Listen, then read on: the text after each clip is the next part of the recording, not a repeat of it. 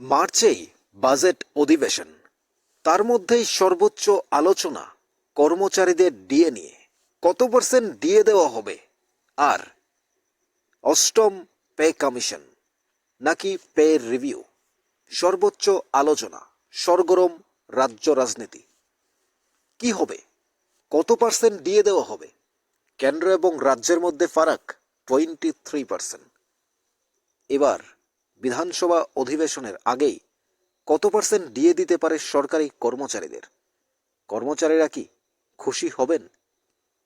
কিছুদিন আগে কর্মচারীদের ডিএ দেওয়া হয়েছিল 5%, কিন্তু কর্মচারীরা প্রশ্ন তুলছেন, মন্ত্রীর বেতন হলো দ্বিগুণ, মন্ত্রী MLA family pension double double হলো, কিন্তু বন্যার কথা বলে কর্মচারীদের কেন 5% দেওয়া হলো?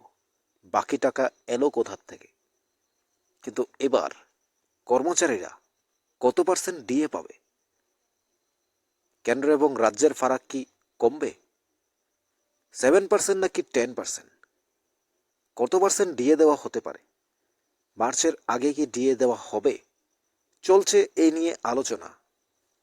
আবার আগামী 9 মার্চ রাজ্যে স্বামী বিবেকানন্দ ময়দানে হবে বিশাল বিজেপির সমাবেশ, অর্থাৎ দ্বিতীয় বর্ষপূর্তি উপলক্ষে তাদের ম্যানিফেস্টো, তাদের মানুষের কাছে কতটা তাদের প্রতিশ্রুতি পূর্ণ করতে পেরেছে সে নিয়ে রাজ্য রাজনীতিতে আলোচনা চলছে। জেপি নাড্ডা আসবে রাজ্যে আগামী 9 মার্চ। স্বামী বিবেকানন্দ ময়দান, আগরতলা।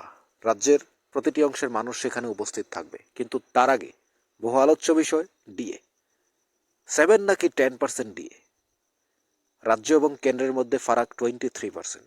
আর এর মধ্যে রাজ্যের অর্থনীতি, রাজ্যের ডিএ, কেন্দ্র এবং রাজ্যের ডিএ এবং রেভিনিউ, রাজ্য সরকার কত পার্সেন্ট ডিএ দিচ্ছে এবং রাজ্য সরকার কত পার্সেন্ট রেভিনিউ কানেক্ট করছে, সেন্ট্রাল গভর্নমেন্টের সঙ্গে রাজ্যের যে বিভিন্ন পরিকাঠামো, উন্নয়নমূলক কাজ, সেন্ট্রাল গভর্নমেন্টের টাকা, সেন্ট্রাল গভর্নমেন্টের ট্যাক্স, রাজ্য সরকারের ট্যাক্স, কর্মচারীদের ট্যাক্স, সব কিছু মিলিয়ে সেন্ট্রাল পে কমিশন, যেটা অষ্টম পে কমিশন, সেটাকে গুরুত্ব দিয়ে থাকে। কিন্তু রাজ্যের মাননীয় মুখ্যমন্ত্রীও পে কমিশন নিয়ে আলোচনা করেছেন, কথা বলেছেন। এবার কি হবে? কর্মচারীরা চাইছে অষ্টম পে কমিশন দিতে হবে সরাসরি, পে রিভিউ নয়। কি হবে আগামী দিনে? এই নিয়েই চলছে রাজ্য রাজনীতির আলোচনা। কর্মচারীরা কি ভাবছে? সরকারি কর্মচারীরা, যেখানে পার্ট টাইম কর্মচারী থেকে শুরু করে রাজ্যের প্রতিটি অংশের মানুষ, দৈনিক লেবার থেকে শুরু করে দ্রব্যমূল্য সব কিছু নির্ভর করে কর্মচারীদের উপর।